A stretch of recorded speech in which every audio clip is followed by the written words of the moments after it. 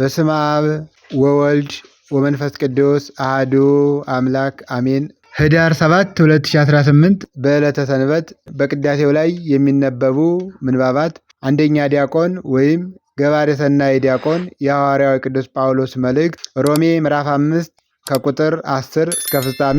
ሁለተኛ ዲያቆን ወይም ንፍቅ ዲያቆን አንደኛ ዮሐንስ መልእክት ምዕራፍ 2 ከቁጥር 1 እስከ 18። ሁለተኛው ካህን ወይም ንፍቁ ካህን ግብረ ሐዋርያት ምዕራፍ 22 ከቁጥር 1 እስከ 12። በቅዳሴው መሃል ላይ የሚሰበከው የዕለቱ ምስባክ መዝሙር 78 ከቁጥር 8 እስከ 9።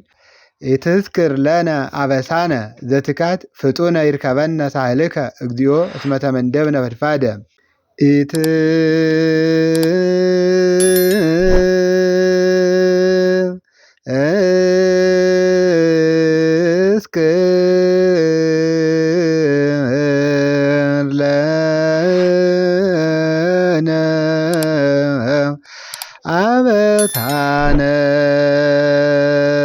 ዘትካት ፍጡነ ይርከበነ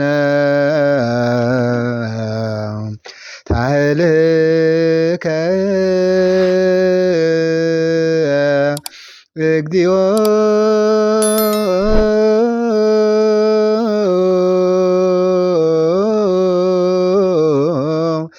እስመ ተመንደብነ ፈድፋደ።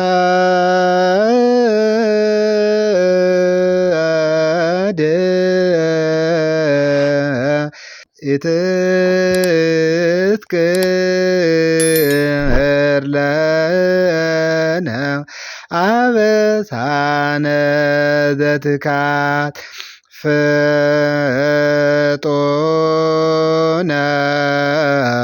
ይርከበነ ሳህልከ እግዚኦ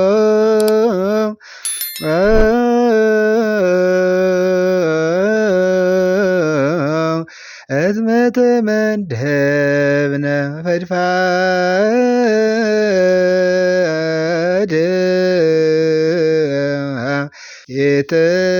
ኢትዝክር ለነ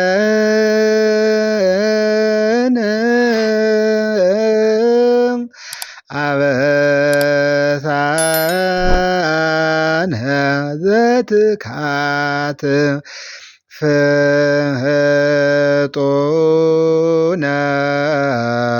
ይርከበነ ሳህልከ እግዚኦ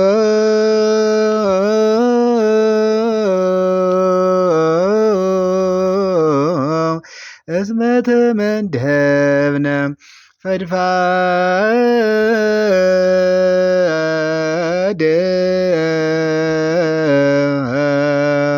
ትርጉም የቀደመውን በደላችን አታስብብን፣ ምሕረትህ በቶሎ ታግኘን እንጂ ተቸግረናልና። መዝሙር 78 ከቁጥር 8። ይህን ቃል የተናገረው ነቢየ እግዚአብሔር ልበ አምላክ ቅዱስ ዳዊት ነው። የዕለቱን ቅዱስ ወንጌል ስንመለከት የቅዱስ ማቴዎስ ወንጌል ምዕራፍ 6 ከቁጥር 5 እስከ 16 ሲሆን ጌታችን መድኃኒታችን ኢየሱስ ክርስቶስ በመዋዕለ ሥጋዌው ለቅዱሳን ሐዋርያትና ከእርሱ ጋር ለነበሩት ስለ ጸሎት እንዴት መጸለይ እንዳለባቸው ያስተማረው ትምህርት ነው።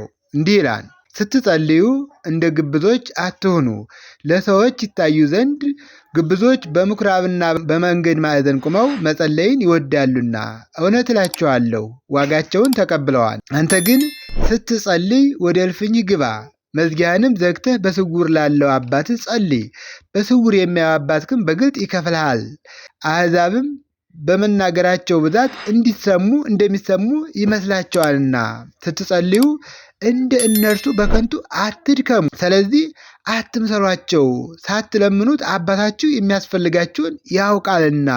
እንግዲህ እናንተ እንዲጸልዩ በሰማያት የምትኖር አባታችን ሆይ ስምህ ይቀደስ፣ መንግስትህም ትምጣ፣ ፈቃድህም በሰማይ እንደሆነች እንዲሁ በምድር ትሁን። የዕለት እንጀራችን ስጠን፣ እኛ ደግሞ የበደሉንን ይቅር እንደምንል በደላችን ይቅር በለን፣ ከክፉም አድነን እንጂ ወደ ፈተና አታግባን። መንግስት የአንተ ናትና ኃይልም ክብርም ለዘላለሙ አሜን። ለሰዎች ኃጢአታችሁን ይቅር ብትሉ የሰማይ አባታችሁ እናንተ ደግሞ ይቅር ይላቸዋል። ለሰዎች ግን ኃጢአታቸውን ይቅር ባትሉ አባታችሁ ኃጢአታችሁን ይቅር አይላችሁም ይላል።